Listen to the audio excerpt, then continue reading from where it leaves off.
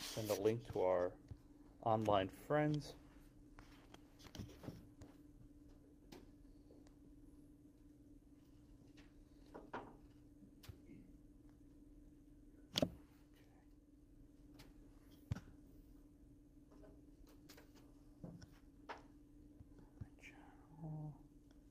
Here we go. All right, and the link is here. Okay. All right, so at least one of them is watching online. Hopefully the rest of them can join. Thank you for coming on a weekend. I know it's not ideal, but I appreciate it. I had a very good Constitution Day. This is one hell of a week to be in D.C. Crazy times. And I also had a very meaningful Yom Kippur, so I appreciate you you indulging me to stay away for a week. Are there any questions on stuff from last week about Youngstown, about the Emancipation Proclamation, or about anything else? Nothing? No? All right. Let's start with a question, which I think will bridge us from last week to this week. Okay, so your question is this, is true or false? To fall into the first tier of Justice Jackson's framework in Youngstown, Congress must pass a statute that expressly authorizes the president's action. True or false? To fall into the first tier of Justice Jackson's framework in Youngstown, Congress must pass a statute that expressly authorizes the president's actions. True or false? I pasted them into the class notes for today. If you tell your homebody friends, they could find it in the lecture notes. At least 5 people are watching now, so I think that it should work. Here, you want to see something really meta? How's that? Creepy? It's going to form an infinite regress, actually. Oh, plus you have to account for delay. Yeah, I know. This is actually very weird, so I'm going to close this. But I do a video later. Okay, so this is your question. All right, I think I even have time. I'm sorry, you are all going to get called on a lot today. I know no other way. Tim? It's false. All right, tell me why it's false. If you take a look at what Justice Jackson wrote, it was when the president acts pursuant to an express or implied authorization. Ah, there is the magic word. The first category applies in Jackson's framework if it's expressly authorized or implied. Tim, just finish it up for me. What does that mean, implied? Implied goes to what we talked about earlier with the 14th Amendment, the necessary and proper, where some powers of Congress might not be expressing it, but you can.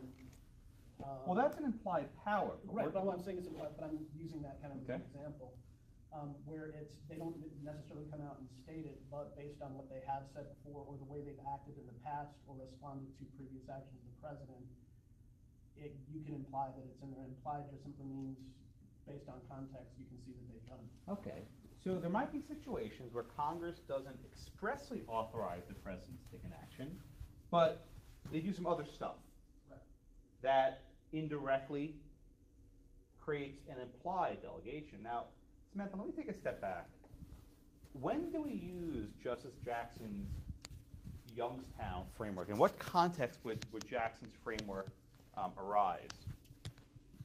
Whether the executive has the power to do something, or whether it's constitutional. Okay, very good, Samantha. So we'll take an easy example, right? Congress passes a statute that says the president has the power to, prosecute people who commit crimes, drug crimes, or whatever, right? Would Jackson's framework be relevant in that kind of a case? That Congress says if someone has a controlled substance, the FBI can arrest them or whatever it is. Is that an issue that really involves Justice Jackson's framework? You're saying the FBI? Yeah, or any executive branch agency. No. Okay, why do you say no? Well, we could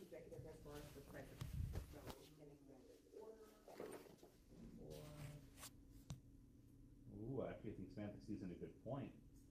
Is Jackson's framework limited to the president taking the action? By the way, so what was the name of the case? Youngstown Sheet and Tube Company versus blank. What was the name? Who was it?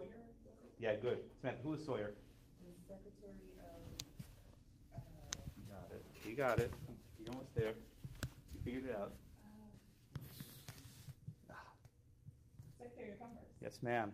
So, to put your own question back to you, is the Jackson framework only relevant when the president's involved?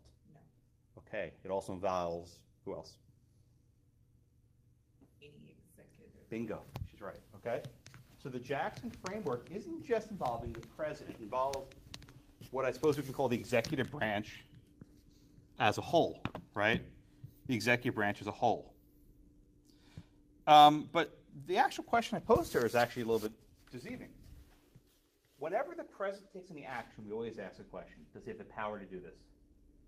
Now, the Constitution might give him the power, or a statute, that is the act of Congress, might give him that power. We always have to ask, did the president have this power either from the Constitution or the statutes? Jackson's framework doesn't give us all the answers. In fact, give us very few answers, right? Congress can expressly give him the power, or maybe Congress can take some action which suggests he has this power. But in either case, right, in either case, we have to scrutinize whether the president has it. Okay? So we're going to just get the Youngstown framework, right? Don't apply it when you say, does Congress have the power to enact the statute? You should not be looking at Youngstown. It's specifically, does the executive branch have this power? That's when Youngstown comes into play.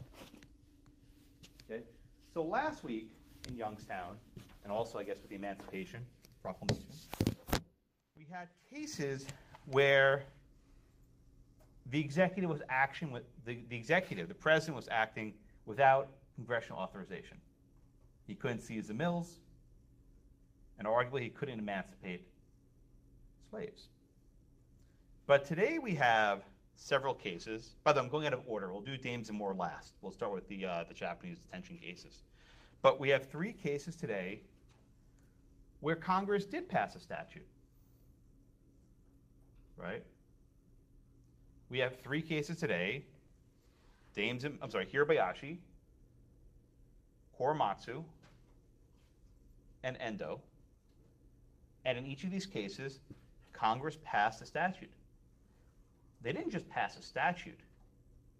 They issued a declaration of war against Japan. So, in each case, we have to ask ourselves, did Congress give the president the power to take these actions? And at least in the first 2 cases, the answer is yes, in Kurebayashi and in Korematsu. But then if the president has the power to take these actions, is that the end of the analysis? And according to the majority, at least in Kurebayashi and Korematsu, the answer is yes, right? If the president has the power, that's it. We move on with our lives, right? The dissents, I think, Murphy and Jackson at least, had a different perspective. They argue that even if the president has these powers, these delegated authorities, that there are other constraints on the executive. Now, we haven't done the Bill of Rights yet. We've only discussed it, we've talked about it. But Korematsu is one of the first decisions we'll discuss that looks at how the Bill of Rights, in this case the Fifth Amendment, does or does not limit the actions of the president. That is, even if the president has the delegated authority to take certain actions, for example, imposing a curfew or excluding people from their homes, the Bill of Rights itself imposes limitations on federal power, right? There are 2 sources of limitations, right? The structure of the Constitution, does the president have the power? That's the first one. And the second one is, does the Fifth Amendment impose limitations? Or perhaps does the Establishment Clause limit the executive's powers? Does the Free Exercise Clause limit the president's powers? Does the free speech clause limit the president's powers, right? Right? So, the cases today are your first foray into the idea of the Bill of Rights imposing limitations on executive power. All right, so any questions on this before we started? Well, most of you got it right. There are 5 of you, 1 got it wrong, but the answer here is false. It does not have to express the command implied power. 2, 4, 6. Yeah. Okay, so the authority, this is the first category. The authorities of the maximum Constitution statute strong presumption of constitutionality. Right? And what Tim said was it applies only if it's express or implied power of the president. Mm-hmm. What are the powers of the Well, look how the question's framed. I only say expressly. I didn't say impliedly. That's why you gotta read the question carefully. You just betrayed yourself who the one was. That's okay. We're all friends here. All right. So I want to play for you a clip. It's a video. I play this every year, and every year it's always tricky to play. Not that the video's easy to play, but it's hard to watch. And this is an actual video put out by the U.S. government in what year is it? 1940 something. I don't have the year exactly. But this is a video that was put out by the U.S. government to illustrate how the Japanese detention program is working. I want to play this for you, not because I want you to like it, but I want to put you in the frame of mind for today's lecture. I'll play this. It's long, but I think it's worthwhile.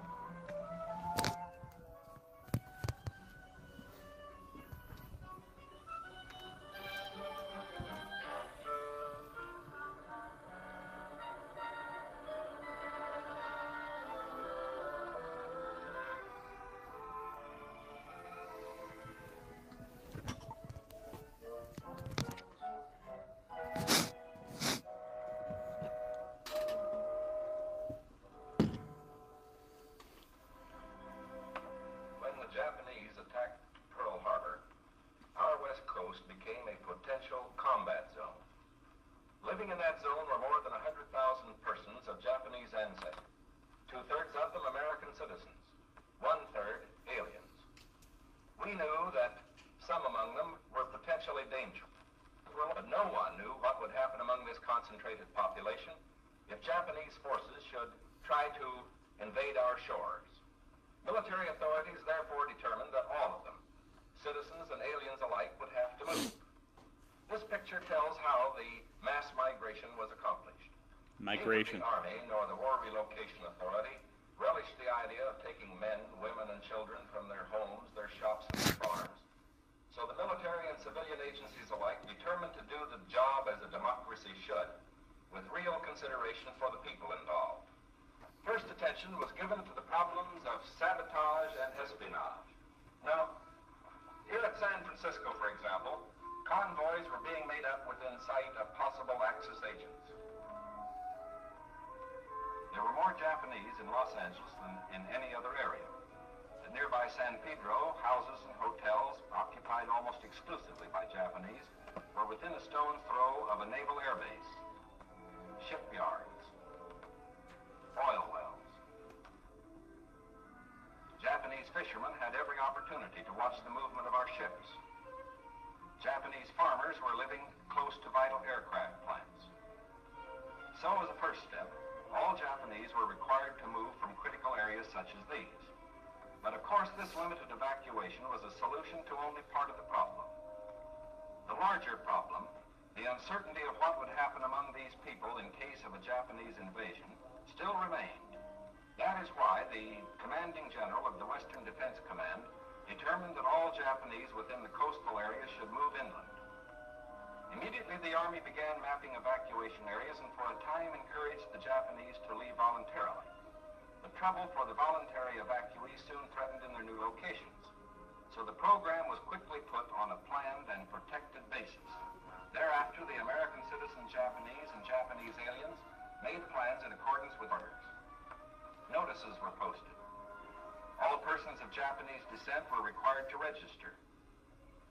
They gathered in their own churches and schools, and the Japanese themselves cheerfully handled the Enormous paperwork involved in the migration. Civilian Cheerfully. physicians made preliminary medical examinations. Government agencies helped in 100 ways. They helped the evacuees find tenants for their farms. They helped businessmen lease, sell, or store their property. Now, this aid was financed by the government, but quick disposal of property often involved financial sacrifice for the evacuees. Now the actual migration got underway. The Army provided fleets of vans to transport household belongings and buses to move the people to assembly centers. The evacuees cooperated wholeheartedly. The many loyal among them felt that this was a sacrifice they could make in behalf of America's war effort. In small towns as well as large, up and down the coast, the moving continued. Surreal, right?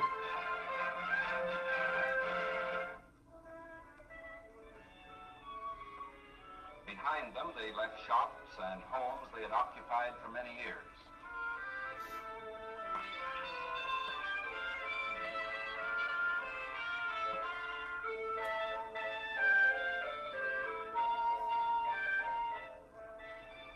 Their fishing fleets were impounded and left under guard.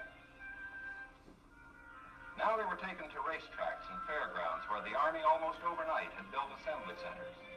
They lived here until new pioneer communities could be completed on federally owned lands. Pioneer communities.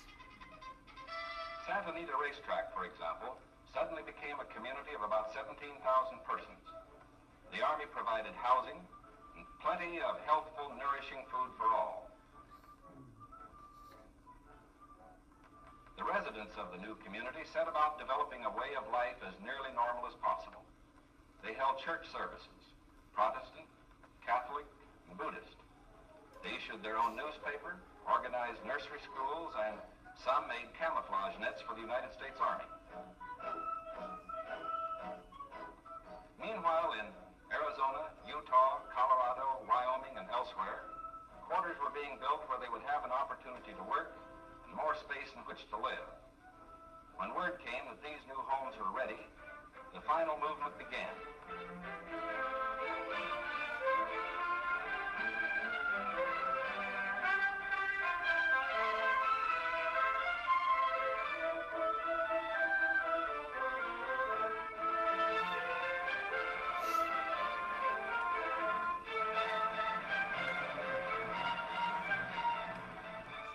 Relocation center, evacuees were met by an advance contingent of Japanese who had arrived some days earlier and who now acted as guides.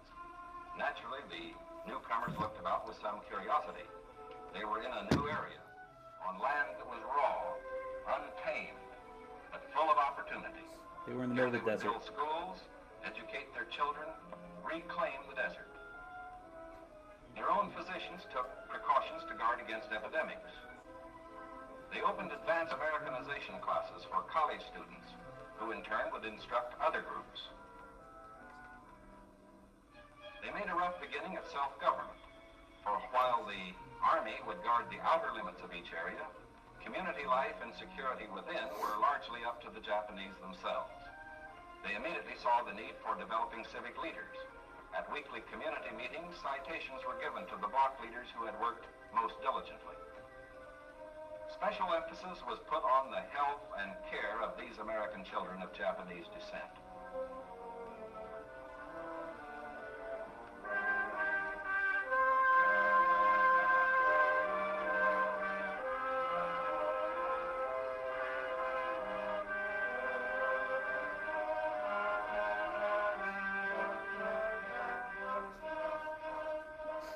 Their parents, most of whom are American citizens, and their U.S. citizens, grandparents, who are aliens, immediately wanted to go to work. At Manzanar, they built a lath house and began rooting guayuli cuttings. The plants, when mature, will add to our rubber supply.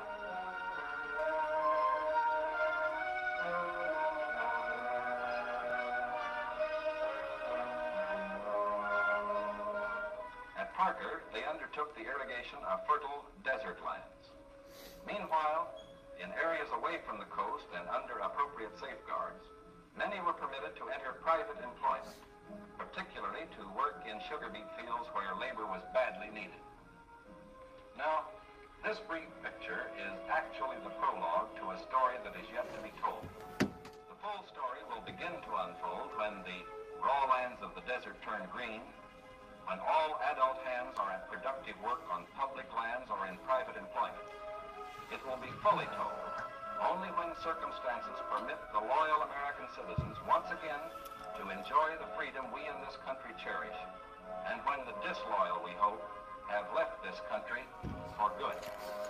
In the meantime, we are setting a standard for the rest of the world in the treatment of people who may have loyalties to an enemy nation.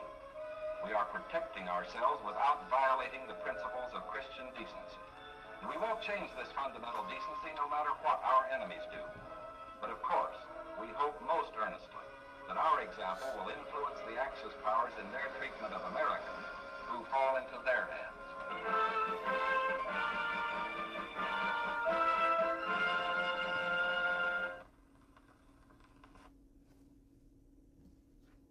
Escape. Didn't that influence the Nazis? So you noticed that at the end, didn't you? So that was the influence they were going for? Right. So there are a lot of things we can say about this clip. I never know quite where to start, but one aspect of this video and why I show it every semester is that it illustrates how normal this was, right? The government was trying to convey this as, this is normal, right? We have a war going on. There's risks of sabotage and espionage, spies. So we're going to remove these people from their homes, who are, by the way, almost all U.S. citizens, put them in these camps in the middle of the desert, and hold them there for who knows how long. And I think Kenesha jumped on a good point.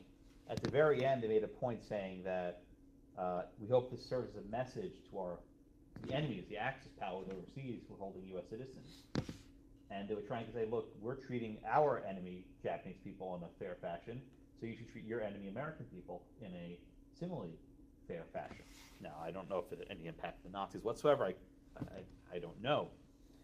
But this video, I think, illustrates how accepted the government wanted this to be, that this wasn't even controversial, right? They made almost no effort to explain why they're doing this. They said, well, there's some risk of spying and espionage and sabotage in these West Coast areas. All right? Any questions about the video? I never know quite what to say about it. I like to mostly let it speak for itself. It's pretty. You can go back and watch it again later if you want. I have another clip. I don't have time for it. But if you scroll down, there's another one that actually shows life on the camps. So you can watch it later if you want to watch. Let me show you some pictures first. I'll come back to that one later. So this is Gordon Kurebayashi, who was the defendant in the first case you read today. This is Fred Korematsu. I think his book is the picture's in your book as well. This is Korematsu later on in life. You saw a sign like this in the video. They showed it briefly for a clip. But these sorts of signs were posted throughout the West. I just want you to just look at this for a second. It says, Western Defense Command and 4th Army Wartime Civil Control Administration, San Francisco. What tells the Western Defense Command, blah, blah, blah, right? After Congress declared war on Japan after Pearl Harbor, which I think was a clip of that in your video, Congress passed a number of statutes that delegated authority to the executive branch to protect the homeland. And I think the Endo case makes the best discussion of these statutes. But one of these statutes gave authority to the so-called Western Command. And General DeWitt, who was actually the commander of the Western Command, was given a lot of power. Now, the statutes Congress passed didn't really say much, right? They were pretty open-ended what they wanted to accomplish. And they made no reference to, detaining Japanese people or anything of that nature. but they gave these broad, open-ended delegations to the president. And even President Roosevelt's executive order that was challenged in Korematsu didn't really mention anything specific, right? It didn't say go lock up Japanese people in these camps. What we have here is a case of delegation, where Congress gave a lot of authority to the president without much guidelines. And the president issued this other kind of ambiguous executive order without specific guidelines when everyone knew precisely what the general would do with that authority, right? So when Congress gives power to the executive without many strings attached to it, it's then up to the executive to decide how to use it. And the president doesn't have to get his hands dirty. The executive order itself was pretty neutral. But then the general comes out and puts up signs like this in neighborhoods, where it says instructions to all persons of Japanese ancestry living in the following areas, and it listed certain areas. And if you scroll down, it's hard for you to read, but you can look at it later. It basically says you're required to report to certain government officials and bring bedding and toiletries and clothing and personal effects by a certain date at the assembly center. Now, I want to describe to you the legal regime, right? We have three cases. We have three cases to study today in this unit. We have Kurebayashi, Korematsu, and Endo. Now, everyone has heard of Korematsu, right? I think just about everyone knows Korematsu. How many of you heard of Kurebayashi or Endo before today? Right? It's like, why do some cases get so much more attention than others? I don't know the answer. But Kurebayashi, Korematsu, and Endo describe three aspects of these laws. So the first one, Kurebayashi, was a curfew, which basically said that people of Japanese descent weren't allowed to leave their homes, right? It imposed restrictions on them remaining in their place of residence at night. Okay? So understand, right, that if you were Japanese and you lived in one of these areas, you could not leave your home at night. Basically, you have to stay home. That's the first part. The second part was what was at issue in Korematsu. Korematsu is not about detention, which I think all of you probably assumed this is about the camps. No. Korematsu concerned exclusion. And Korematsu said that if any Japanese person is residing in these areas, they had to report to an assembly center. That's the purpose of the sign. So I want you to understand the trap the government was laying, right? Under the curfew, you had to stay in your house. If you stayed in your house, you were subject to be excluded. Everyone just see what I just did, right? Right? It's a trap, right? You can't win. The curfew says you got to stay in your house, number one. And if you stay in your house, then you're subject to an exclusionary order, and you have to report to this camp. So there was no out, right? There was no way of getting beyond this. And these cases, Kurebayashi and Korematsu, came about a year apart. They were not decided right away. So the legality of these aspects of the law were sort of in conflict for a while. You had to stay in your house, but if you stayed in your house, you were subject to exclusionary order, and you had to go to this removal center, the assembly center. If you didn't go, then you'd be arrested. So you're trapped. It's a catch-22. There's nothing you can do. The third aspect of this law was what was challenged in ex parte endo. By the way, ex parte, that refers to habeas corpus. Remember, like ex parte merriment? It's the same concept, right? When you're trapped and you want to challenge your confinement. Endo actually concerned the camps themselves. The detention camps, or some call concentration camps. Endo concerned the camps themselves. So just to cut long story short, the court upheld the curfew in Kurebayashi. That was one. The court upheld the exclusionary order in Korematsu. That was number two. But in number three, the court ruled that the detention order was not valid. They didn't declare it unconstitutional. We'll get there later.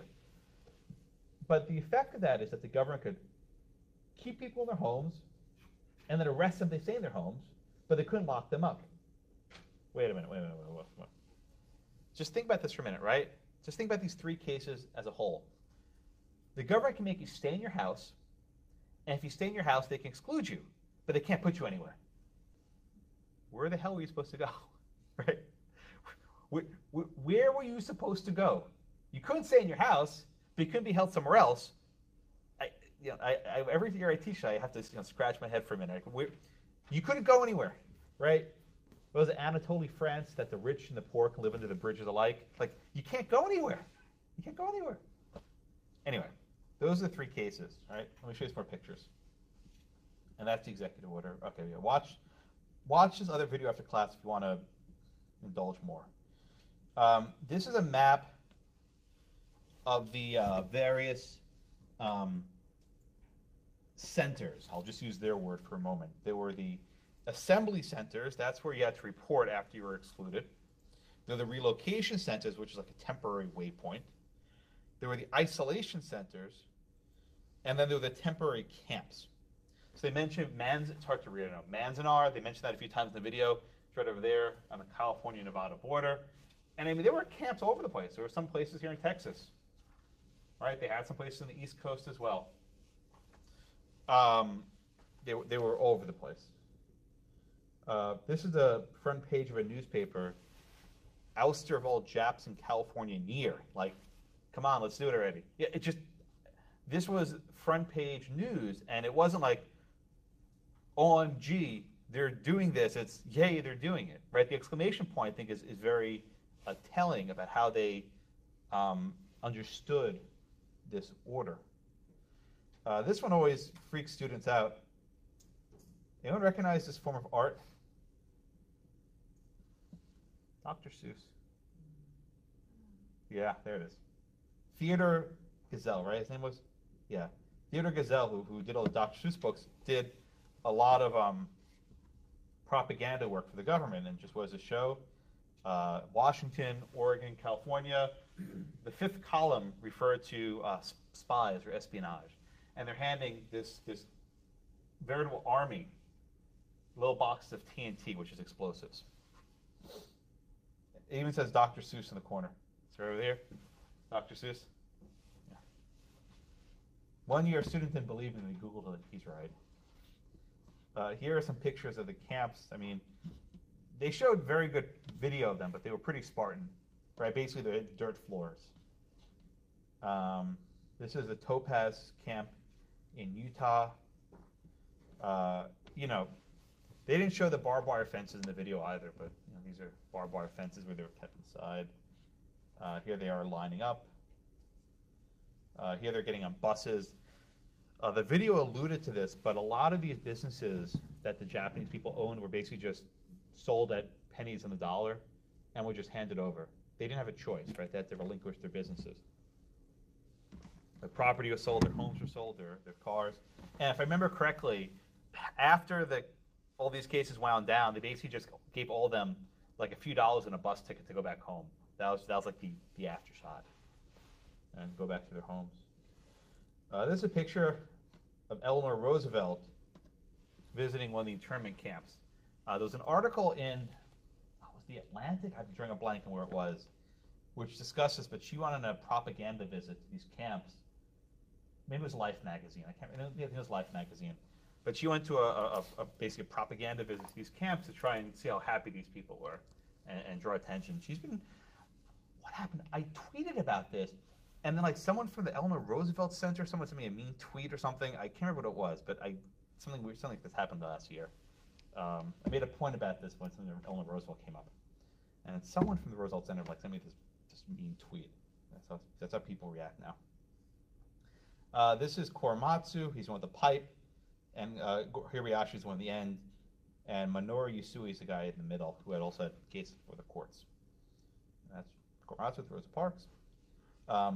Now, slight, not happy ending, but there was an effort to give reparations as a check, money, to the people who were detained by these camps. And Korematsu here is holding his reparation check. I don't think it was much.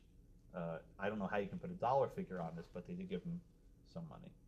And Korematsu won the Medal of Freedom in '98, and he passed away in 2005, so fairly recently, 15 years ago, 14 years ago. And this is Matsuya Endo. I think she was a clerk or something, at best I can tell. She did some typing for the government while she was in captivity. Okay. So any questions in the backdrop? There's a lot to think about here, and we'll cover everything. Noel, yes, sir. Yes, you had mentioned earlier that Congress gave power to the executive. Yes, sir. In both Kurematsu and Kurebayashi. Kurebayashi, and that just kind of reminded me of an earlier case I was looking for where Congress gave power to the executive but not with enough instruction. Yes. Oh, good. I was going to mention that, but I'll do it now. Remember what case that was? So I was looking for it. You remember the name of the case? Where Congress gave a wide range of power to the president to enact criminal laws? I'll give you a hint. Chicken. There it is. So this case, and I think especially Endo, but all three of these cases I think implicate Schechter Poultry and the non-delegation doctrine. It's your favorite doctrine. A very good connection, Noel. Right? Where basically Congress issues a declaration of war and gives these broad delegations of authority to the executive branch. And then the executive branch runs with it and issues all these orders like the exclusionary order and the curfew order, right? Congress never created these statutes with any specificity. Now, the flip side is, should Congress hamstring the president during time of war? Right? Should Congress supervise every aspect of the war-making power, or should we be comfortable with, in a time of war, to give the president the latitude? Again, this wasn't Lincoln doing this on his own executive power. You actually had both houses of Congress issue resolutions on this. So I think he's in a different spot. If you want to think about Youngstown, right? Truman's seizure of the seal mills was in the third tier. There was no authorization. Here, I think you're in the first tier. The president's acting with his own war-making powers as commander-in-chief, and Congress gave a lot of authority. Which is why, even if I think the laws here may run afoul of Schechter Poultry, because we have an express delegation plus the president's own authority, it might warrant greater deference. But that only answers the powers question, is you have the power. It doesn't address the due process clause of the Fifth Amendment. Here, I'll mention it now. I don't have it up here. Anyway, the Fifth Amendment, which limits the federal government, says that a person cannot be deprived of the life, liberty, or property without the due process of law, which means you want to lock someone up, deprive them of their liberty, you have to give them some sort of process. That is what Justice Jackson, I think, is most upset about in this case. All right, well, let's move on. So, Mai, do you want to give me the facts using Kurebayashi? You're next, right? Oh, yeah, yes, ma'am. Kanisha, go ahead, please. You said earlier the solicitor on executive power, the structure of the constitutional limitations. Well, Bill of Rights as a whole, but you have the structural. So there are two types of limitations on the government power. Structural limitations, that you find these, for example, in the Commerce Clause, the 10th Amendment, right? The Delegation Doctrine. Those are the structural limitations on power. There's also what are called rights, which is our second half of the semester. That's the Bill of Rights, the 14th Amendment, right? Those also place limitations on the government's power. But both structure and rights impose limitations on what the government can and cannot do. You're welcome. Maya, you want to give me the facts, please, in Kurebayashi? I believe this is their case of violation of curfew. Good. Okay, so just take a step back, Maya. How did this curfew come about? Just walk me through, please, the process by which this curfew came about. So it is by an act of Congress. Okay. 21st. Okay. And it makes it a misdemeanor by knowingly disregard restrictions made by a commander of the military Good. to remain in your house between 8 p.m. to 6 a.m. if you are people of Japanese descent. Now, did the statute actually say that it applies to people of Japanese ancestry? It's not. Very good. Where did that restriction come from? From the commander. Yes, very good, Mike. Thank you. So I just want to pause on this point, right? Congress didn't pass a statute saying that all people of Japanese descent have to remain in their homes. Rather, this act of March 21st, which Mike referenced a minute ago, says that you have to obey restrictions that are authorized by the military in certain areas. Does the statute even talk about curfews? No, not even. Very good. The statute's pretty open-ended, right? It doesn't reference Japanese people, doesn't reference curfews. It just says you have to follow the orders. Now, just pause briefly. Is this like Schechter Poultry, right, where the National Recovery Act gave the president the power to create these codes of fair conduct, right? Chickens have to weigh this much, and you can take the chickens in this fashion, and all these chicken rules, right? Why does the statute not violate the non-delegation doctrine? I think the court suggests that it's because the president has his own power over these sorts of affairs. But I want to put that aside. So then General DeWitt, who is the commander, says that all alien Japanese, all alien Germans, all alien Italians, and people of Japanese ancestry, by the way, that means U.S. citizens, right? I want to stress that some of the people at issue were not citizens, right? They were. But a lot of them were U.S. citizens, that they were born here or that they were naturalized. And that's important because generally U.S. citizens have certain protections that aliens do not. Okay? And it says all the people in these areas are subject to a curfew between 8 p.m. and 6 o'clock a.m. Kurebayashi violated the curfew, and he was charged with a crime. He didn't dispute that he violated the curfew. He admitted he violated the curfew. But his argument was that the curfew itself, the prosecution itself, was unconstitutional. So, yes, Nisha? I don't have the year handy, but if I had to guess, it was done while this litigation was ongoing. This was a couple-year process. You can have a perspective. You put out a video with a perspective that people were willingly doing this and they were happy about it and they didn't have any issues. It was something that was gracious for their government, blah, blah, blah.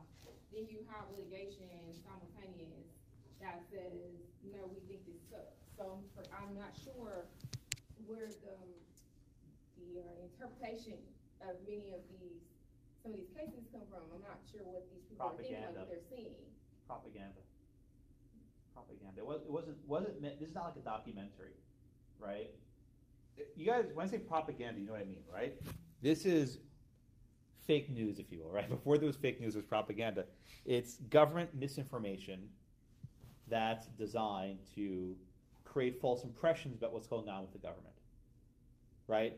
The purpose of that video was not to give an accurate rendition of these camps, right? When I showed the Eleanor Roosevelt video, everyone's smiling, everyone's happy. It wasn't smiles, right? This wasn't like summer camp. So I think Kenesha's question is very well put. How can you reconcile this government video with the litigation that's ongoing? You can't. You can't. It's not possible, I don't think. All right? Anyway, what was I? So, Noel, what are the arguments raised, or what kind of arguments would Kurebayashi argue about why his curfew prosecution is not valid? So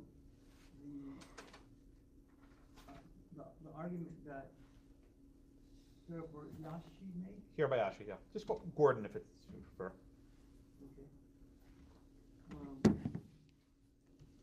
That the curfew should not be enforced in that zone because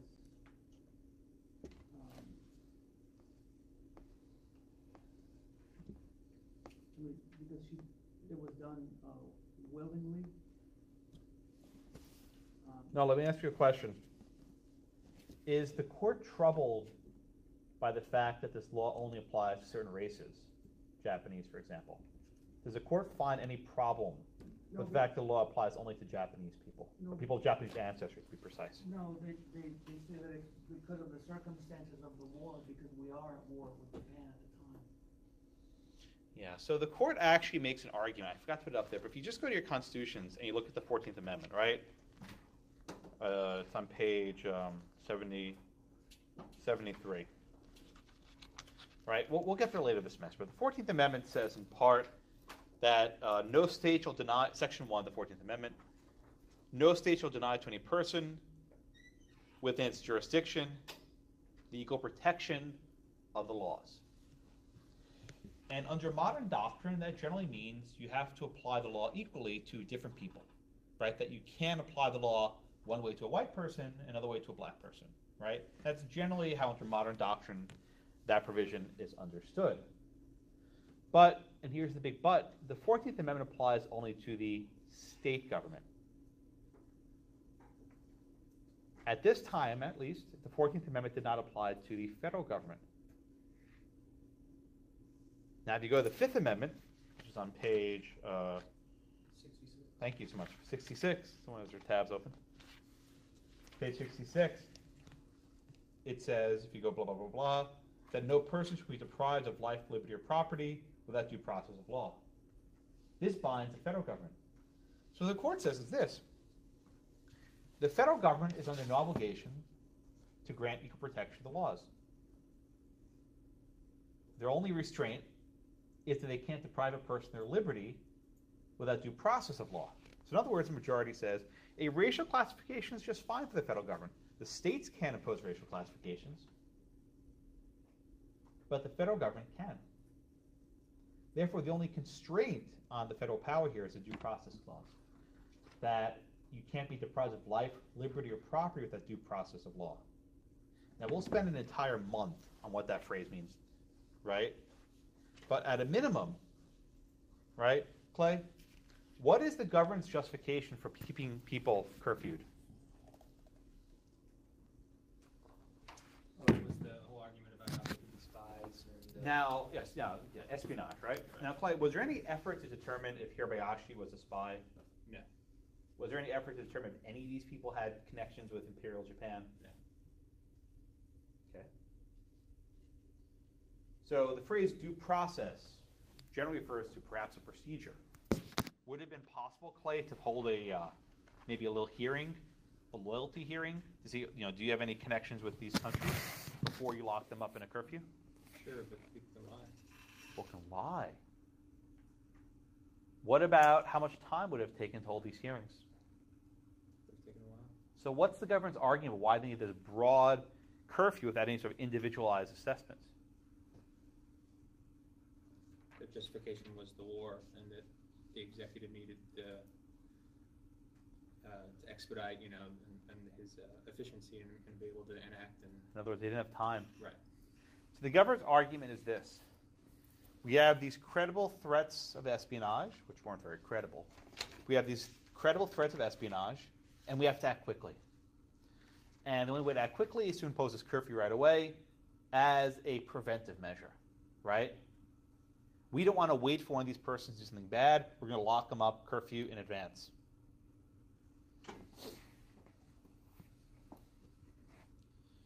Kanisha, is the court prepared, or does the court in Kurebayashi show any willingness to scrutinize, to question, to assess whether this deprivation of liberty accords with the due process of law? I don't think so. You don't think so? Why not? Is that a Lexis Constitution? That's not the one I gave you. Oh no, I like that one better, I'm sorry. Why do you like it better? Because it has the little sections. And that's why I don't like it. I don't like it. It's adulterated. Well, but it works for me though. It's adulterated. Well, at least I'm paying attention. It's fine. What's the answer to the question? I forgot the question now. Me Or, too. Well, the question was, is the court willing to scrutinize the government's assertion of these sort of concerns on national security? So no, they kept they used the war to justify everything. They were saying that the Constitution wasn't compelling them to make like these decisions. Who's supposed to make these decisions under our republic? The president. Okay, very good. Now, one question for you, Kanisha. Do you think the court actually believes the allegations, or just deferring? So, I think which answer do I want to give? Whatever answer you want. I think the Scotty guy, I think a lot of it they believe. Yeah. I don't think that they were, I really do believe that, which sucks because these are the people that are supposed to ensure that the Constitution, that the people are protected, and these were their thoughts. And so I think that it was what they believed. I think Kanisha's right. I don't know if you guys agree or not, but when I read this opinion, Kurebayashi, they go out of their way to list all these things that happen. That, you know, there are these allegations of spies, and you have Pearl Harbor, and you have, you know, these people by the coast, right? And these, you know, they could have just said, like, look, the government's made these allegations. It's not our place to question them, period, right? Basically meaning, like, we don't believe this, but it's not our place to second guess it. But the majority, I think Kanisha's right about this, goes a step further, and they say, here are all the things we're worried about. I think Kanisha's right. I think they believe it. Yeah, Tim? I was going to say, if you look at Justice Douglas's concurring opinion, he hits that right on the head where when he says that we can't look at military decisions with the benefit of hindsight. Yeah. We can't override military judgment, and it's like, well, isn't that what you're supposed to do? But is it? It's Or is it? interesting. Yeah, Clay. Even if they could have done something, if you share what are they going to do? They're going to condemn it, and then nothing happens. Kanisha? That's the whole purpose of checks and balances. Mm-hmm. And so, I totally, first of all, this probably is the entire thing, and it took way too many pages. The fact that you needed to say all of that means that, you know, you were really digging deep, I felt like, to come up with it, not you. You didn't write the opinion. The justice, right? You know, it's like you're really digging deep to justify this. And so I thought about that in that concurring. It's like, yeah, you know, we're not supposed to look on the, you know, what the military does in hindsight, but isn't that the purpose of having the separation as you are supposed to Well, look to Kanisha, see? let me ask you a question. Did the judges get military briefings on classified information? Well, no, Are they there on the battlefield day by day, learning what's up? they're not. But How- they watch the news. And But what if all the judges are watching these propaganda films? But no, it's the question I want to ask you is this, right? I'm playing devil's advocate for a minute, right? How is a judge supposed to know all the classified information? Maybe there's stuff the government won't release. Because if the government releases it, that ruins the secret. And the bad guys might find out, and they might change their course. Because, personal opinion, if that were the case and you were just looking at it on the surface, you could have done that in like a page.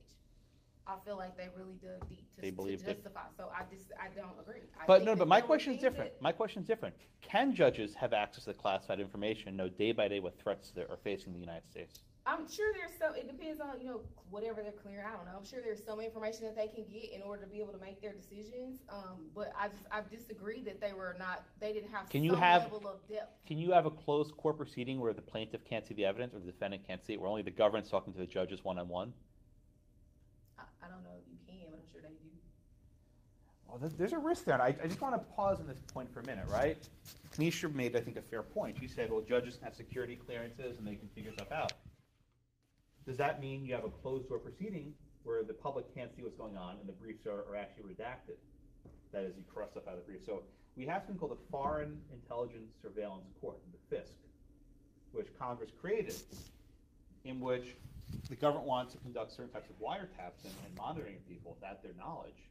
They go to this court, and you have these judges who are given these clearances, and they review this evidence basically in what's called in camera, right, without the other side seeing it. That doesn't solve all problems, because then we can't really see what's going on. But I don't think you need all of that to be able to say. Right. Again, I think the answer is look no further than Justice Murphy and Justice Jackson. They kind of sense what was going on, right? But in Kurebayashi, just to summarize, and I'll move on to the next case, the court says the Fifth Amendment has no equal protection clause. So if the federal government wants to make a racial classification, they can do it. And the only question then is the due process clause. And the court says that in times of crisis, in times of war, where national security is at risk, the government can't always give the same sort of process that they would otherwise. You're right. In time of war, residents having ethnic affiliations with an invading army may be a greater source of danger than those of a different ancestry. And they say there's one more sentence. I want to focus on this, right? The curfew order as applied was within the boundaries of the powers of war. In this case, it is enough that circumstances within the knowledge of those charged with the responsibility for maintaining the national defense afforded a rational basis for the decision they made. Whether we would have made it's irrelevant. This phrase rational basis, you're going to see this a lot. I think it's popped up in a couple of cases. When the court wants to defer to the executive or Congress, they say, did they act with a rational basis? That is, was their justification rational? Now, rational doesn't mean logical, right? It doesn't even mean persuasive. It means, does it make sense? Not if it's right or wrong. Is this possible, correct? So when you see rational basis in any of our cases, just think, is this possible, right? Does it make sense? And once you give a rational basis standard review, that means the government's meant to win, right? When the government is given a rational basis standard review, they win. Okay.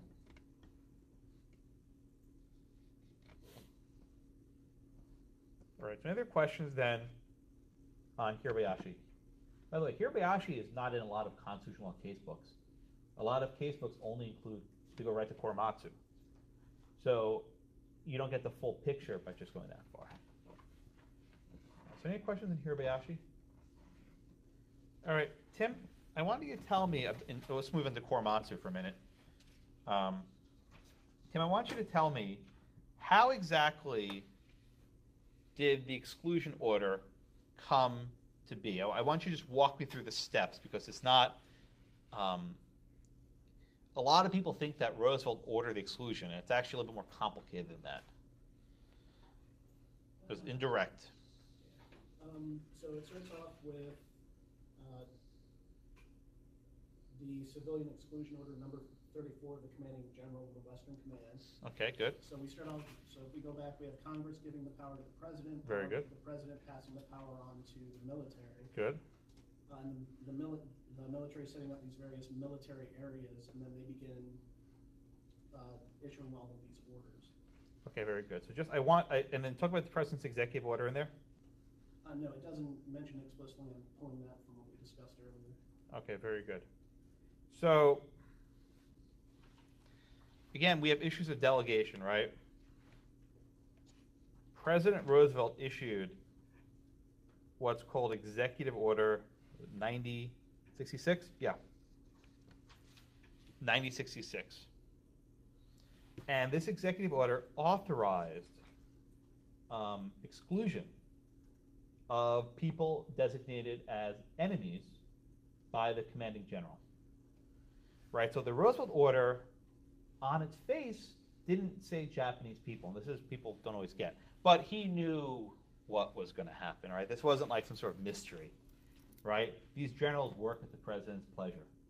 They all knew what was going to happen. So let someone else take the hard luck, okay?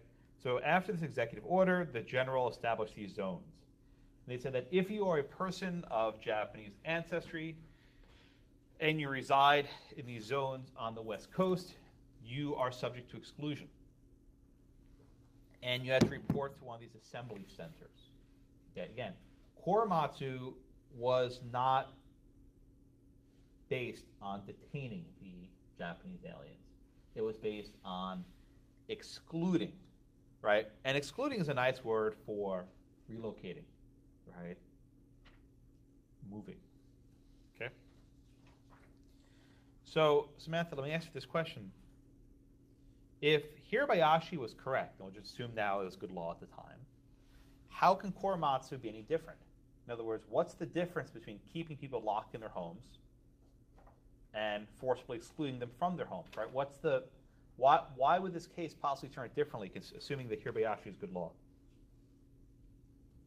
It wouldn't, because the court here relied heavily on Kurebayashi, and basically said, under the principles announced in Kurebayashi, they have to, or they can't say that exclusion Is anywhere not within the war powers. Yeah, very good, Samantha. Thank you. So if you notice in Kurebayashi, like, oh, this is so narrow, it's just about a curfew, But they all knew what was coming down the pike. And this, I think, is Kenisha's question for about timing, right? When they decided Kurebayashi in 43, they knew this was coming. And maybe they were stupid. I don't think they were, but they had to have known that whatever they write about curfews would then be relevant for writing about the exclusionary orders, and would also be relevant for the writing about the detention facilities later. So I think Samantha's correct, right? Under the rule in Kurebayashi, the majority opinion is actually pretty straightforward, right? It's not hard to write that opinion. The court writes, hardships imposed, all citizens feel the impact of war. Citizenship has responsibilities and privileges, and in times of war, the burden is heavier. Right? When our conditions of modern warfare on our shores, that's Pearl Harbor, are threatened by hostile forces, the power to protect must be commensurate with the threatened danger. In other words, as the threat grows, so much the government's power must grow to accommodate that threat. Right? The court writes, we're only dealing with the exclusion order. Okay. Again, one second, Tim. The majority opinion, right? How do you describe this? It's almost like they're describing like a mundane contract case, right? It doesn't have, while Kurebayashi, I think, really endorsed the theory that this was a threat, the Korematsu majority made it very like sterile and very almost like formulaic, automatic. It just didn't have the sort of gravity you'd think of a decision of this order.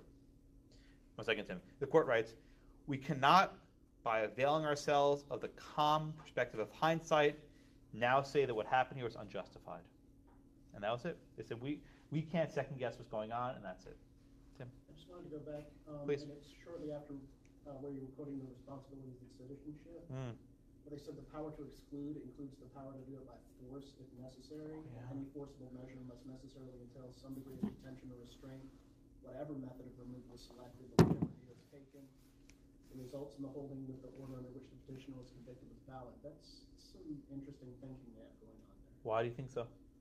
Well, because like you said, we've already decided in Kurebayashi that this is okay, and we're going to expand the powers here, so this additional expansion is fine, and if we're going to exclude, we have to have the power to exclude. So it's almost the reverse of the slippery slope. They're just, if we do this, you have to be able to do this. Yeah. If you're able to do this, you have to do this. In other words, if it was so easy to justify the curfew, then it's probably just as easy to justify the exclusionary order. Yeah. So I mean, you really have to read Kurebayashi first, and then Korematsu flows from it pretty directly. Right? Again, Justice Frankfurter controls here and says, look, we're bound by Kurebayashi, but we're at war here. And this is the business of elected branches. This is not our business. Okay, so any questions on the majority opinion in Korematsu? May, do you want to give me, please, Justice Roberts? This is not John Roberts, this is Owen Roberts. Remember the switch in time that saved 9. We'll do that again later this semester. You want to give me Justice Owen Roberts' dissent in Korematsu, please?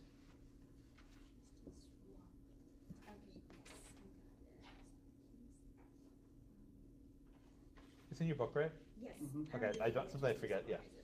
Yeah. So he basically said that,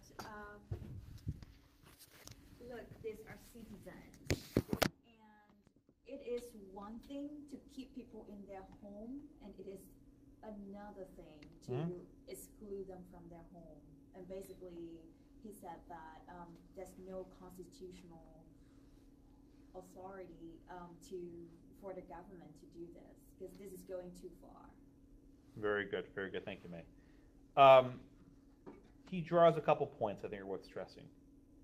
First, this is not a temporary order to stay in your home. It's locking you up and moving you away from your home.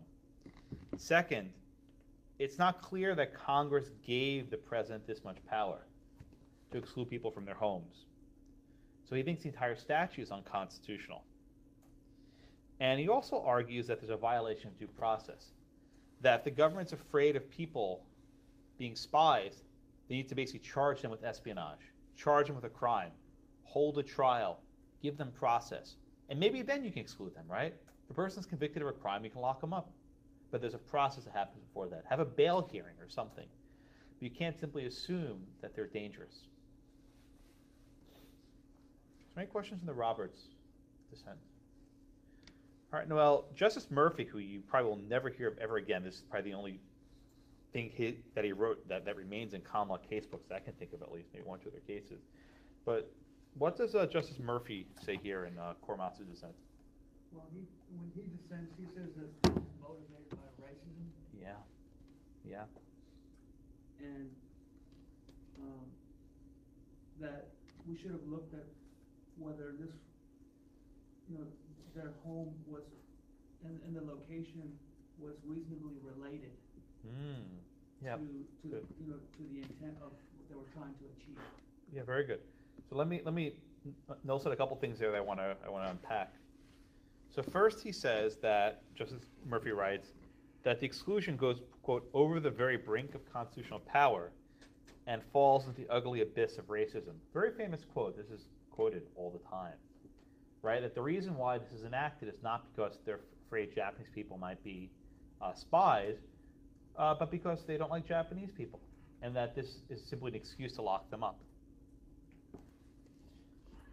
Justice Murphy also says that we have to apply what you might call judicial scrutiny to this action. Now, the majority seems to agree with that. That when the government classifies people on the basis of race, we should be suspicious, right? Why? Because generally, a person's race is not a good indication of who they are, what they're going to do, are they a spy, etc. Generally, when the government classifies people on the basis of race, it's because they don't like that race. Not always, sometimes perhaps. And the courts apply a very rigorous standard of review for such classifications. Yeah. You said not always. Like, where was the case in here? I've not read a case where the government classified people by their race and it was because they didn't like them. Affirmative action. We'll do that in about 5 weeks. For example, Justice Stevens says the difference between using race as a no trespassing sign versus a welcome mat. So we'll get there, I promise. That's why I said generally. I'll give myself an out. But generally, when the court uses race, the courts will scrutinize it very carefully. And this is what you'll learn to be called what's called strict scrutiny. Strict scrutiny.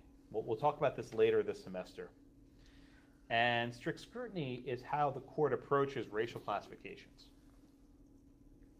So the majority here says, look, we agree that racial classifications are very suspicious, right? They shouldn't happen. They're suspect. But it's justified here because of war. Justice Murphy says, no.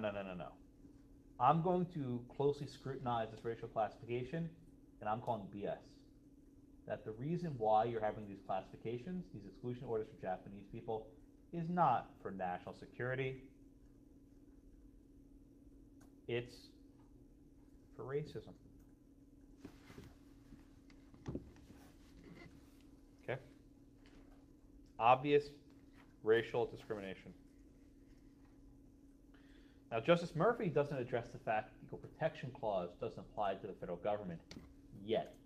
About 10 years later, the Supreme Court in the desegregation cases, Bowling versus Sharp, which was a companion case to Brown, would hold that the federal government's also bound by equal protection. We'll get there later. It's a weird opinion, right? But we'll get there a little bit later. Also, one last point. Kenesha raised the point, had the justices not know what was actually going on? Did they not read newspapers? Justice Murphy, again, calling BS, saying, look, we know this is not true. There's no evidence these people are disloyal. There's an accumulation of misinformation half-truths and insinuations. Fake news, right? It's not accurate.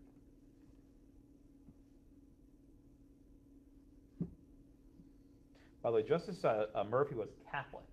At the time, there was a Catholic seat in the Supreme Court, so there was also a Jewish seat. And that may have impacted his thinking on this case. Yeah, not many Murphy opinions. Maybe one or two others I can think of that are still taught today, but this was his biggie. Most justices you never hear from ever again. They're fairly insignificant. If I mention, that means they're somewhat important, but most of them don't amount to much. Smith, was a hand up? No. Okay. All right. Any other questions on the Murphy dissent? I'll play you next. There's no. Yeah. I think you're next. Okay, it doesn't really matter. 6 of you. You want to give me, please, the Jackson dissent. Again, this was about a decade before Youngstown. So Youngstown hadn't been written yet, so he's not talking about his zones and tiers, but you can see shades of that in his opinion here. So give me Jackson, please. He says fundamental to our system is that guilt is personal and not inheritable. That we may as well say that any military order will be constitutional and unlimited. Okay, very good.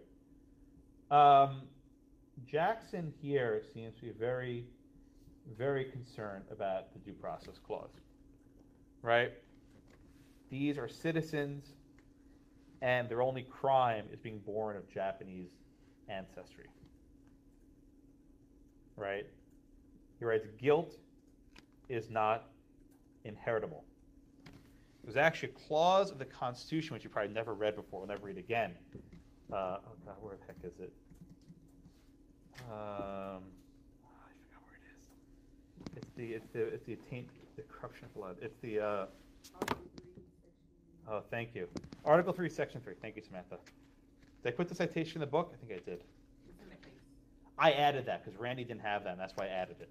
Yeah, because no one ever knows what this thing is. But Article 3, Section 3 says, the Congress shall have the power to declare the punishment of treason, but no attainder of treason shall work corruption of blood. What the hell does that mean? That if your father was guilty of treason, your son cannot be guilty of treason. That's in a nutshell what it's getting at. So even our Constitution reflects the fact that you should not be held liable for the sins of your parents. Okay. Jackson also writes that the laws shouldn't merely fall apart based on the times of war. Okay. He then has this one famous line. Even though we know Kurebayashi didn't really go anywhere, because FDR was about to wind down the camps anyway, the opinion remains on the books. And Jackson writes, the principle in this case lies around like a loaded weapon, ready for the hand of any authority that can bring forward a plausible claim of an urgent need. So the fact that this precedent exists is evidence enough that it's dangerous, even if this case itself was not going anywhere, right? Because, Kenesha, I think I mentioned this in the notes around the case. What was going on in the Roosevelt administration at the time this case was being decided?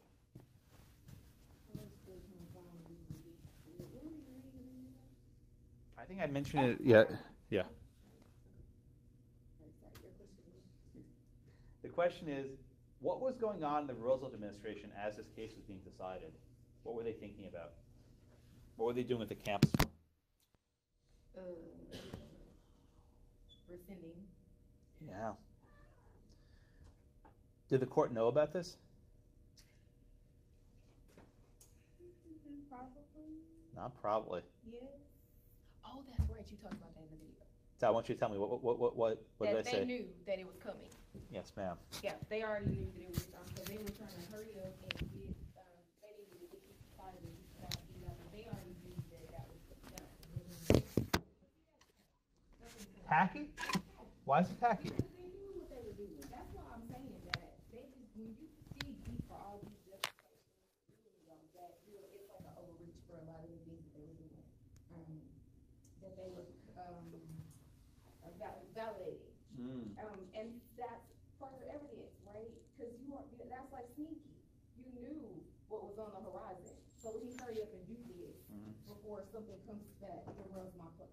Okay, I think I like sneaky better than tacky. I like sneaky. Sneaky, I like sneaky. So there's very good evidence that Justice Stone was in contact with the Roosevelt administration. I mean, it's not 100%, but pretty good evidence, right? And they basically rushed out the opinion, endorsing the exclusionary order, knowing full well that the camps are going to be shut down soon, right? They knew the camps were going to be closed, and they still put this opinion out there. So maybe instead of being sneaky, what if they just waited another week or two till the camps closed down? They could have waited and said, oh, this case is moot, dismissed. But they wanted to do this. Right, Kanisha? They wanted to endorse this because they didn't know what the future held. They wanted to give this executive this power. And that's when Justice Jackson says it lies around like a gun, a loaded weapon for someone to use. They wanted to leave this gun lying around.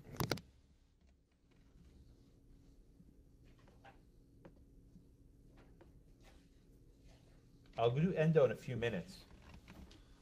But these cases were decided in December. Korematsu and endo were decided on the same day, in December of 1944. The exclusion order was rescinded a couple weeks later. The attorneys were given $25 and a train ticket to go back home.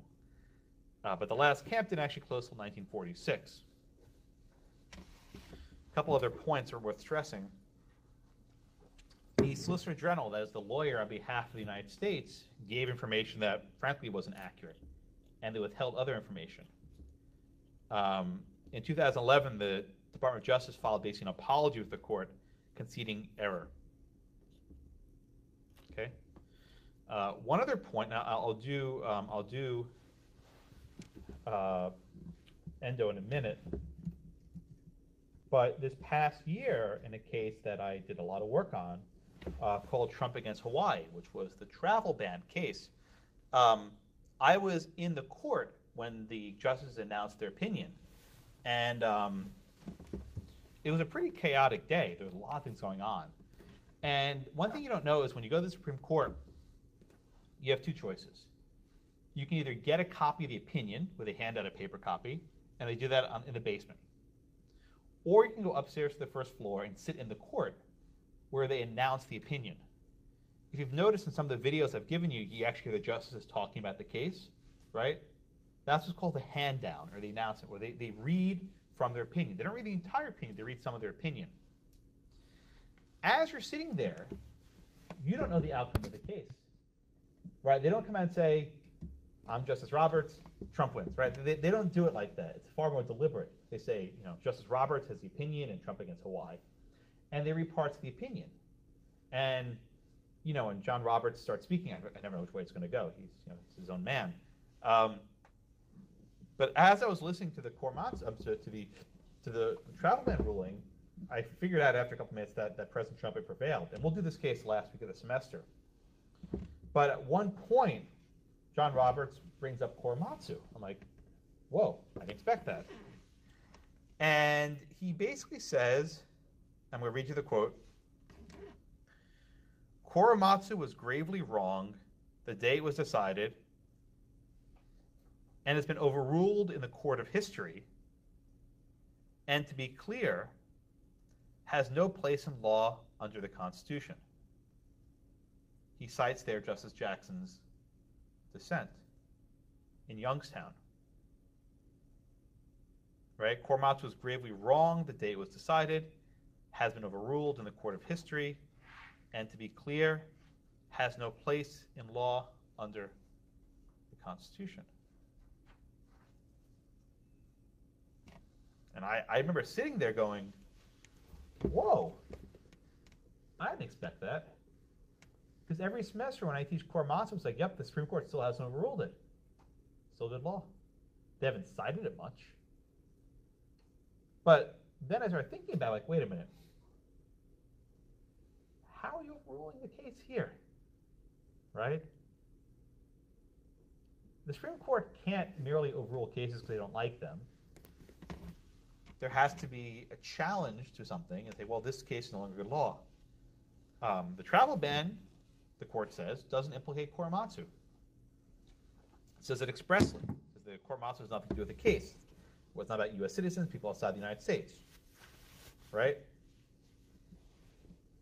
And then they say it was wrong the day it was decided and was overruled in the court of history. Overruled in the court of history. Tim, you next? Tim, what the hell does that mean? Overruled in the court of history. Yeah, basically that our decisions since then, people looking back on the decision historically have decided that it was an incorrect decision. What the hell's the court of history? Court of history would simply be a metaphor. Metaphor. We have Article 3 review and then Article Metaphor review, right? I'm still processing this statement. I don't really think he means what he says he means. I don't know what that means. I think it largely is rhetorical effect. This line. I think the dissent is rhetoric also. I don't think Korematsu is relevant at all to the travel ban case. But the Roberts, anyone else? Anyone add something? The court of history would be like life, right? Like it's an overall in the fact that these things ought not be allowed anymore, and that it's not okay, and that it is the exclusion based on ethnicity or race in these concentration camps and those types of things is no longer valid. It's not acceptable. I don't think that you would just have. Could Korematsu happen again? Could it? Yeah. So a couple years ago, Justice Breyer was asked, could Korematsu happen again? And he said, no, it can never happen again. We've come too far as a society, right? The court of history. And then Scalia was asked the same question. I think he might have been at the University of Hawaii, if I'm remembering correctly, I'm not sure. And someone asked Scalia the same question. They said, Scalia, could happen again? Scalia's like, yeah. Don't you doubt it. And he gave this phrase, which I may have mentioned earlier. It's Latin from Cicero originally, but in the times of war, laws fall silent. I forget the Latin, but it's something like that. In times of war, the laws fall silent. And I think Korematsu and Kurebayashi endorsed that theory. And again, it's not necessarily wrong as a normative matter, right? Because what would have... What? In times of war, the laws fall silent. And let me just push back, right? You say, of course it's wrong. What would have happened if the Supreme Court told FDR to let the people go? Probably ignored it, right? Probably ignored it. What would have happened when Lincoln told General Cadwalader to let Merriman go? Blew it off. There's a great quote from Justice Rehnquist. Justice Rehnquist wrote a book. He wrote a book about civil liberties in wartime. He said, let me read your quote. There is no reason to think that future wartime presidents will act differently from Lincoln, Wilson, or Roosevelt, or that future justices will decide questions differently than their predecessors. Right? So it's very easy to say Scalia is wrong, but I think he's reflecting what often is reality. And let me just put one more layer on this. Right? If the judiciary intervenes and tells the president not to do something, and he does it anyway, that can perhaps weaken the courts during peacetime. It's just something not to forget. There's a case in your book, Ex parte Quirin. It's spelled Quirin. Quirin. It's in there? Yeah, I don't think I signed it, but I think it's in there. This is what's called the Nazi Saboteur case.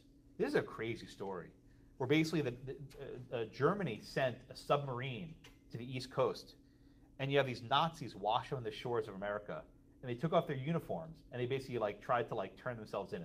No one believed them. It's a crazy story, right? And they tried to get money. It's a crazy story. But Roosevelt wanted to execute them, and they held a sham trial. And one, I think, was a U.S. citizen, if I remember correctly. And the Supreme Court considered whether these people were given the due process of law. They had a trial basically without any judges. It was in the military commissions. I have a, building in D.C. It wasn't a real trial. And Roosevelt basically said, I'm going to execute these people. You guys can do whatever you want. So the court scrambled, held a hearing. And like shortly before they were executed, they released like a one-page opinion saying, yeah, this is fine.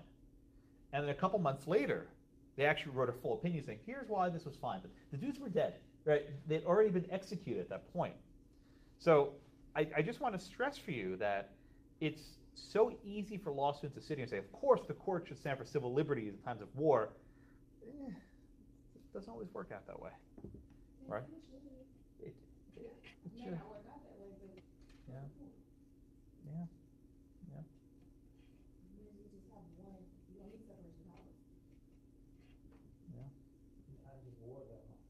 Yeah. This way. Play one second this way. Just one note: if you're ever in court, always talk to the court and not each other, because the easiest way for things to devolve is going back and forth. Just up here. But I think Clay's point is this: that hindsight is 20/20. And what if the government has some information that's not at the disposal of judges? I don't assign the Guantanamo cases anymore. I just don't have enough time. But if you want to read some of the dissents in the Guantanamo cases, Justice Scalia, in one of the cases called Boumediene, says, I'm paraphrasing, people will die because of this ruling.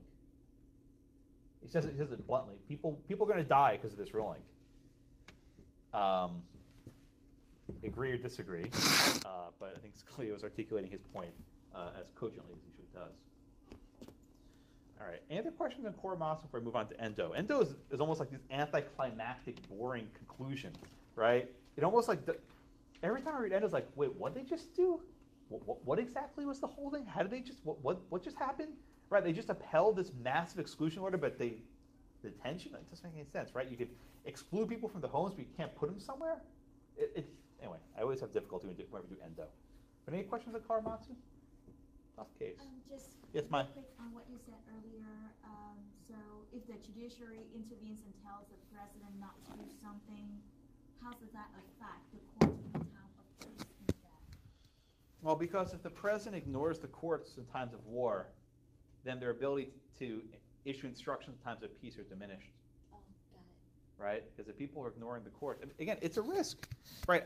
I don't think FDR would have much cared if he wanted to lock people up or execute the Nazi saboteurs, what the court said. I think he was going to execute them anyway, and the judges knew that. Lincoln and General Cadwalader were not going to let Merriman go. It didn't matter what Roger Taney did. It didn't matter what opinion he sent to the White House. It was not going to make a difference. Matthew, why don't you give me please the setup for part to Endo? Thank you. Endo was one of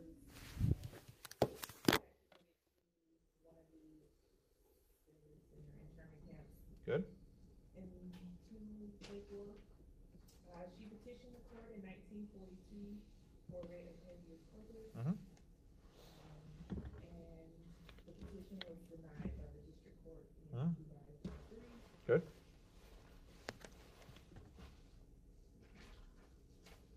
But just Samantha, one point. Under what authority was Endo being held? It was the War Relocation Authority. Okay, now that was an act of Congress, right? Yes. Did that act of Congress say that the president can lock people up in camps indefinitely? No. No. And was that problematic, the fact that the statute didn't expressly give the president the power that he was exercising?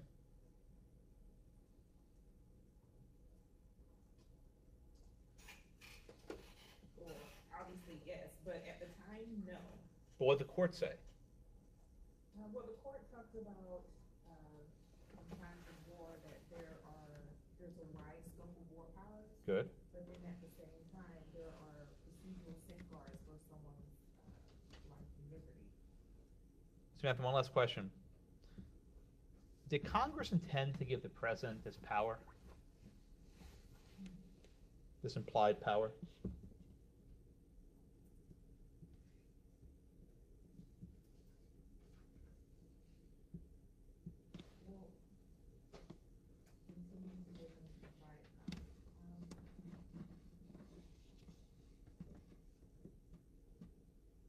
What was the purpose? Sorry, not that. Well, let me ask a different question.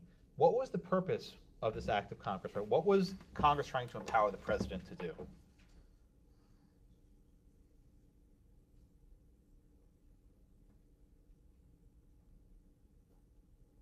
It was a war power, so. What was it specifically trying to accomplish?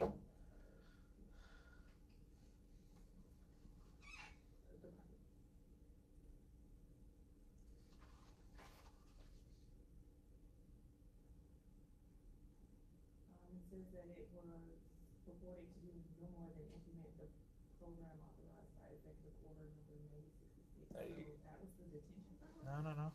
Maya, what was the purpose of the statute? The purpose of the statute is to ensure the fullest possible protection against espionage and sabotage. Yes. They cite a report from the House. They cite a House report, which is basically what's called legislative history. And the House report says the purpose of the statute is to give the president the fullest, to give our country the fullest protection against espionage or sabotage. Right? Maya, did that statute mention detention camps? Not at all. Did not. So the court basically says here is, if Congress wanted to give the president power to detain people, it would have done so expressly. It would have done so expressly. The court was not willing to recognize an implied delegation to detain people. Justice Scalia had a very memorable phrase, which I always like to use. Congress doesn't hide elephants in mouse holes. I'll never forget it ever again. Right? Congress doesn't hide elephants in mouse holes. If they want to give the president a huge power, they're going to say it expressly. If Congress wants to give the president the power to detain people in camps indefinitely, they would have done so expressly. This is basically a non-delegation argument, that Congress did not intend to give the president this much power. Now, I'll take a step back. Do you think Congress wanted to give the president this much power? Of course! Of course they did. They knew about this. This was going on for 3 years. These camps were running around the country. They were funding them. Congress was giving money for these camps, right? Yeah, so counterintuitive. Well, okay, so she's just counterintuitive. She's a lot nicer than me. I think I'd use a different word, is that they were covering their butts. Sneaky, tacky, I don't know what word you want to use, right? But I think counterintuitive is a good word. Thank you, Maya. You're much nicer than I am. I'm a little bit more cynical. I've been teaching this case for years, right? Congress was funding these camps. They obviously knew about them. If they objected, they probably would have done something. But I think the court says, we're not going to rule on the constitutional question. There's this idea, John Roberts, right? If you can resolve a case on statutory grounds and non-constitutional grounds, then we resolve it on narrow statutory grounds. So they're not going to say that this is racism. They're not going to say this violates the Constitution. All they're going to say is that we don't think Congress want to give the president this power. Again, this ruling has no impact on the future, because Congress could then go and pass another statute giving the president this power. And we all knew that President Roosevelt was going to shut down the camps anyway, so what difference did it make? So when I asked you this question at the start of class, right, about express versus implied authorizations, it all loops back. Here the court says that we don't see an express authorization, we don't see an implied authorization, therefore we're basically in the third tier of Youngstown. Youngstown had not been decided yet, but we're going to project forward, right? We're in the third tier, and we find the president's acting unlawfully, right? Detention has no relationship to sabotage. If you want to, stop espionage and sabotage, you can't detain. Do something less. Do a loyalty oath, right? Have a hearing, have a trial.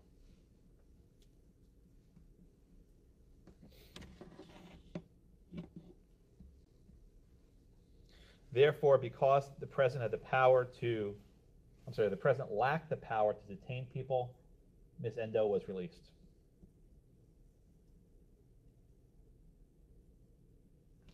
Justice Murphy concurred and said, yeah, it's still racism, right? It doesn't change the fact what's going on, whatever I agree with you, but this is still racism. And Justice Roberts says the same thing. We can't avoid the constitutional question, right? A U.S. citizen was deprived of her liberty for years. It is unconstitutional. Yes, Noel? is the point about detention being too remote tied back to it being proper? Well, you're using the right framework, but this is not a question of whether Congress could do it, right? Congress has the power, I think, well, maybe they don't. But in theory, Congress would have the power to enact a detention statute for people who are actually spies, right? I think they could do that. But the question is whether they gave the president that power. And this statute can't be read so broadly to give the president this power.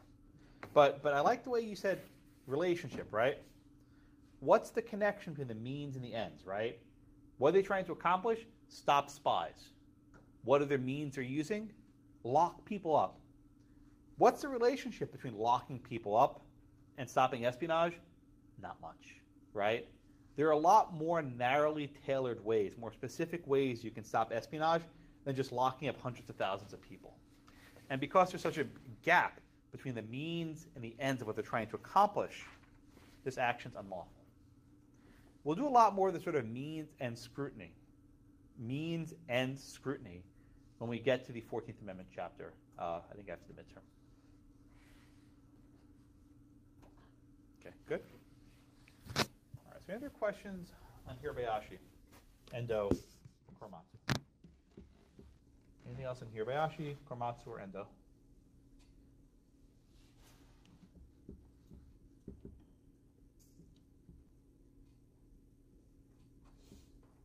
No?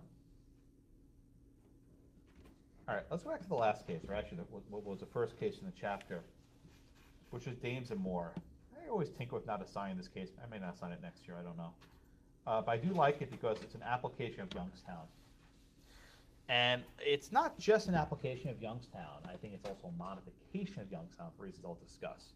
But one fun fact. The critical concurring opinion in Youngstown was Justice Robert Jackson. Right? This is Robert Jackson. He was one of the greatest writers in the history of the court. Ugh. Again, never graduated law school. I think he went for 2 years to Albany. Never graduated, but he was a writer. He was the Solicitor General of the United States. He was the Attorney General, and then he was the Justice. He died as a fairly young man. It's a shame. He would have had a great career in the court, but he died, I think, in his 50s. He was pretty young. Had a heart attack. He also had a heart attack at one of his secretary's houses, which is, well, if you don't talk about that part, yeah. Well, unclear. The circumstances of his death were not exactly clear, but you can just Google that. Leave that there. But he was a great justice. Again, lots of people who were great justices had horrible lives and did things you're not going to like. But one fun fact, the year that Youngstown was decided, who was clerking for Robert Jackson but William Rehnquist? Right, young William Rehnquist was the law clerk. Again, I told you, I think that O'Connor and Rehnquist went to Stanford together. He was, I think, first in the class, and he got a Supreme Court clerkship, and she was third, and she got like secretary offers. But he got a Supreme Court clerkship at that time. And as it turns out, Rehnquist didn't like Jackson very much. He actually hated him. And he had all these memos saying he disagreed with him on everything. But the funny story is, 3 decades later, when Dames and Moore comes to court, Justice Rehnquist wrote the majority opinion, and who was clerking for Justice Rehnquist? John Glover Roberts, Jr., the current Chief Justice. Meta, right? So Rehnquist clerked for Jackson when Youngstown was decided, and Roberts, look at that smile, right? Roberts clerked for Rehnquist when Dames and Moore was decided. Okay. Who's next? Noel or Clay? I can't remember. Clay, give me the facts, please, in Dames and Moore v. Regan. By the way, it's Regan, not Reagan. Don Regan was the Secretary of the Treasury. People always get this confused.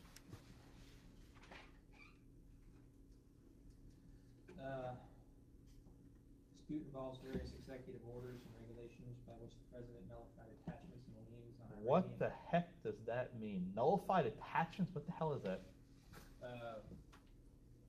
So like when you sue civilly or for property, you have to attach the land, right? So they're attaching their property. Well, what do you mean? What does attach mean? The court holds it in limbo. Okay. subject to any So, judgment. yeah, so here's what happened, right? I'll summarize, running a little bit short on time. In the late 1970s, we had, November 4th, 79 to be precise, we had a dispute in Iran where the Iranian government seized control of the American embassy. Did anyone see the movie Argo or read the book? The book was much better. It was with Ben Affleck. Anyway, save your time. The movie was terrible. The book was great. But American citizens were held hostage in Iran, in our embassy there, for right around a year. And on January 20th of 81, basically the day before the inauguration, the hostages were released pursuant to an executive agreement with the Carter administration. And that agreement said we're going to resolve all disputes between our country and Iran. Right? We don't want any outstanding litigation. We want to start clean. And one of the aspects of this deal was that any civil lawsuits that were pending against Iran in federal court would be suspended. Right? So if you were suing Iran for whatever breach of contract, it didn't matter. Your lawsuit was now over. What about the money? Well, you'd have to go to this tribunal, basically a fake court, and try to petition for some sort of damages, right? But you couldn't continue to sue the Iranian government in federal court. Then we had the Dames and Moore Company, which was a military contractor.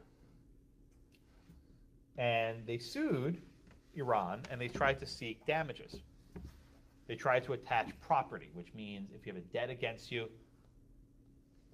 you ask the court saying, hey, Iran has property in the United States, put it up for auction, and then I get the money from it. That's what attachment means. But the executive agreement nullified, wiped out all those attachments. So the question here was, did the president have the power to nullify the attachments? Actually, the Secretary of the Treasury, did the Secretary have the power to wipe out all the claims? Right? Did he have the power to wipe out the claims? So this is the case, right? Does the president have the express or the implied powers to nullify these claims? So Kenesha, let's start with the easy question, right? Did Congress enact a statute giving President Reagan and Secretary Reagan the power to issue this executive agreement? Is there an express statute that gives the president these sorts of powers? I'm sorry? She says no. She's right. Okay. So is that the end of the story? Of course not. Of course not. Right? This is the question asked in the poll. If the president doesn't have an express power, what do we look for next? You look up implied, which would be authorization from Congress. Or we're the two sources of the president. Two sources. Constitution? Good. Yeah. So okay. So where does the president get power from? The Constitution or from Congress? Kenesha, is there any constitutional authority here to suspend the claims? Does the court accept that argument? No. I don't think so. Right? I don't think so. So we have to look to Congress. Now, Kenesha says there's no express power. Tim, is there an implied power given by Congress, or implied by Congress, I should say, to Justice Rehnquist, to the president? According to the decision here, yes. Okay. Where do they get this implied power from? So they start off with the International Emergency Economic Powers Act. My of favorite acronym, 1976. IEPA. IEPA, my favorite acronym. Followed closely by REMUPA. IEPA. Anyway, so did IEPA say that president can nullify attachments? Does it even say anything like that? No. So that, No. again, they imply it out of there. Yeah. So the court here says we're applying Youngstown, right? But not the majority opinion, not Justice Black. We're applying the concurring opinion from Justice Jackson, that is Rehnquist's former boss. I think it's always kind of cute, right? However, and this is the big however, I don't think they applied Jackson faithfully. I think they read the implied part really broadly, right? You really have to dig into the history of IEPA and these other statutes to get a power to seize and attach assets and nullify claims. So the question is this, right? if you can go so far to look for implied powers, then what's the limit? Right? If IEPA, which I think has nothing to do with Iranian detachments, can be read that broadly, what good is Youngstown? What good is Youngstown if you can read IEPA this broadly? So I think the reason why I always end up assigning, even though I don't like it anymore, is I think Justice Rehnquist expands the first zone of Youngstown in a significant fashion. And he digs so deep to find an implied power that if you look at the entire U.S. Code, the president can probably find the power to do anything. Right? He says that these statutes are highly relevant in the looser sense of indicating congressional acceptance. IEPA delegates broad authority, and Congress can anticipate and legislate with regard to every possible action. Also, Congress hasn't disapproved, right? Congress didn't say, hey, Reagan, stop this. They let it keep going. So we're probably in the first or second tier of Youngstown, but I think the court reads Youngstown's first tier very broadly. He says Congress implicitly approved of this settlement. Implicitly approved. It's all about implied powers. Yes, Tim? So would this also come in where and I can't remember the decision right now, the concept of the gloss of history? Yeah, good point. So Yeah, Justice Frankfurter. Yeah, because they go back and talk about, they go back to United States versus Pink in 1942, practices in 1950. Yeah. So it's like, oh yeah, between IEPA and all these other practices, which is perfectly okay. Yeah. So the court also, again, this is why, even though Justice Jackson gets all the credit, I think Justice Frankfurter wins the day in Youngstown. I didn't used to think this. I've come across in the last couple of years. But Justice Frankfurter says, we look to whether history has placed a gloss on the Constitution itself. And if lots of presidents have done something and Congress has objected, that's good evidence that Congress is okay with it. And if Congress is okay with it, who are we to say no? Who are we to say no? So because we've had these sort of executive agreements with the nullifications done year after year and Congress never objected, there's a gloss on history. I think that's a very Frankfurter approach. When you do your readings for, is Noel Canning tomorrow? Yeah, Noel Canning's tomorrow, right? When you do Noel Canning for tomorrow, this is a very big factor. How many times are these sorts of appointments made? Oh, by the way, the video for Noel Canning is up, and the video for Morrison Gilson's up. Those are good videos. I'm proud of those. Randy and I were in the studio yesterday in Virginia. I got back at 1 o'clock last night. Yeah, you're welcome. We were. If you ever want to know where I am, just check the airport. I'm probably there at some point. But I got back around 1:30 last night. But we were recording yesterday. We recorded 8 new videos yesterday, which you probably won't see this semester, but they'll be done eventually. The script's ready. But yeah, I think Tim, your point's fair that they look to sort of history and long-standing practice. Okay, so where does this leave us, right? Where does this leave us between Youngstown and Korematsu and Daines and Morby Regan? Is that generally, when we're dealing with the context of foreign affairs, the president wins. Not always. I think the Guantanamo cases are outliers in that regard. But generally, when we're dealing with foreign affairs and the executive branch prevails. And Noel Canning, I think, illustrates this point quite well, that when you have a single executive, he can choose a path, right? He can say, here's what we're going to do, and everyone's supposed to follow him. In contrast with Congress, you have 535 members, and they're all going in different directions, doing their own thing. And it's very hard for Congress to unify behind a single goal, stopping the president. It's much easier for the president to take his own chart. And year after year, Republican and Democrat, it doesn't really matter.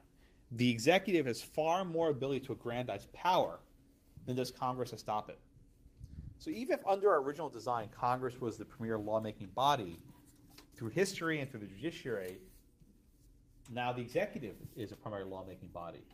And they issue far more laws than Congress ever will. And if you can take something like IEPA, which has nothing to do with this, and read that as an implied authorization, the limits on delegation simply go away.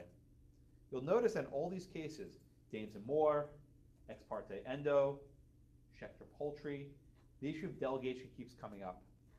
And when Congress gives a broad delegation to the president, they seldom take it back. And if the president relies on that delegation to lots of stuff, and Congress doesn't check him on it, the courts say, well, the president did it, not a problem anymore if Congress is okay with it. And this is a one-way ratchet. You know what a ratchet is, right? If you ever want to turn like a crank, it only goes one way. And it's generally a one-way ratchet towards aggrandizing the president's power, which you might like when you agree with the president, and you may not like when you disagree with the president. But that ratchet goes only one direction. Questions on Korematsu, Kurebayashi, Endo, Dames and Moore? Anything? I will see you all tomorrow. Thank you very much.